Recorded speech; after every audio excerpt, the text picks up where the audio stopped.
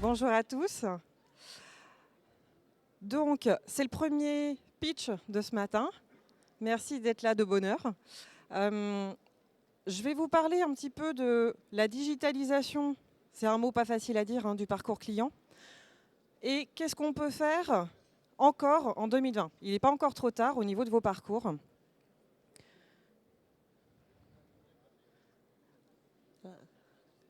La zapette, elle marche pas. J'ai pas de zapette.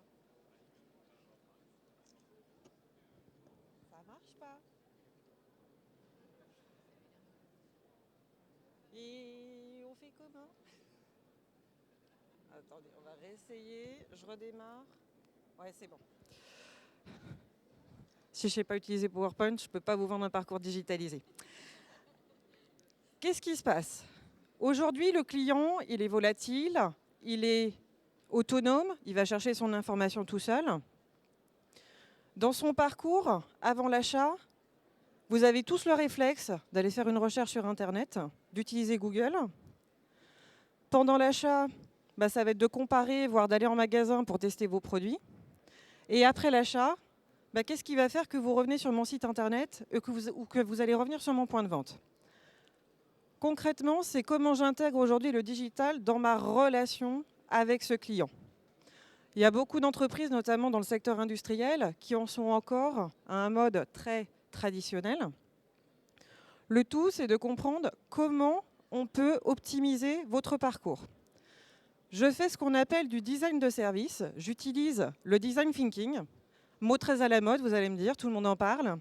À travers des ateliers de créativité, on va identifier des points de contact que vous avez avec votre client, en ligne et hors ligne.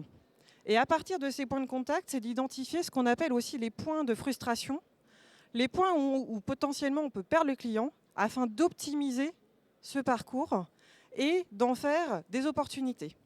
Transformer cette frustration, ce moment où ça lâche, pour en faire une vraie opportunité. Pourquoi identifier son parcours ? Concrètement, ça va vous aider à mieux connaître vos personas, donc vos cibles clients. On va créer ce qu'on appelle des personas, des profils types. Derrière, on va construire un plan relationnel. Donc on est orienté customer-centric. Et la dernière étape, ça va être d'accumuler des informations. Aujourd'hui, c'est plus le pas de porte qu'on va vendre quand on a un commerce, c'est la base de données. C'est aujourd'hui l'Eldorado, c'est la data. Et pour bien connaître son client, il faut pouvoir déjà accumuler les données et ensuite savoir l'exploiter. Comment ça se passe pour un design de parcours ? La première étape, la plupart du temps qu'on va retrouver dans le parcours, c'est ce qu'on appelle la reconnaissance du besoin et la recherche d'informations. Tous vos clients, tous vos prospects aujourd'hui, quand ils ont un besoin qu'ils ont identifié, ils vont aller se renseigner. À partir de là, si j'utilise Internet, ça va être d'avoir un bon référencement pour être visible sur Google notamment, avoir un site Internet ergonomique, offrir aux consommateurs du contenu qui soit à valeur ajoutée, et lors de votre première prise de contact, c'est de lui demander des informations basiques. Il ne faut pas faire un formulaire de 15 champs, sinon il ne va jamais le compléter. Il va falloir collecter la donnée de manière progressive. L'étape 2, c'est quand il va comparer les offres. Il vous a identifié, mais maintenant, il va vouloir comparer. Donc, à partir de là, le meilleur atout, ça reste le contact. Si vous n'avez pas de point de vente, c'est le contact avec un commercial qui va transformer l'essai. C'est là où la relation humaine doit rentrer en ligne de compte. On va pouvoir créer une relation forte et durable avec ses consommateurs. Donc c'est important d'avoir ce temps d'échange. On peut aussi intégrer un chat sur un site e-commerce. C'est de favoriser le conseil en ligne pour transformer. Faire quelques relances et utiliser des principes comme le drive to store pour inciter à venir sur votre point de vente quand vous avez des réseaux de magasins.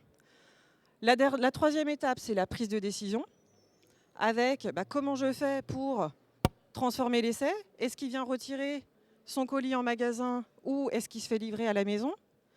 Proposer des garanties qui soient attrayantes, notamment pour le faire changer d'avis. Parler de vous, le branding, l'image de marque, c'est important. Le storytelling, aujourd'hui, c'est ce qui fait qu'on va adhérer et se fidéliser à votre marque. Et l'objectif, c'est qu'ils vivent une belle expérience pour revenir vers vous. D'où la fidélisation. La dernière étape, et qui n'est pas la plus simple, c'est de le fidéliser. Dans la fidélisation, ça va être de lui envoyer, première chose, un truc tout bête, c'est savoir dire merci. De contacter vos clients pour connaître leur avis, afin d'avoir des satisfactions et d'inciter d'autres personnes à acheter. De pousser des produits complémentaires que vous pourrez vendre, ça va générer des ventes additionnelles.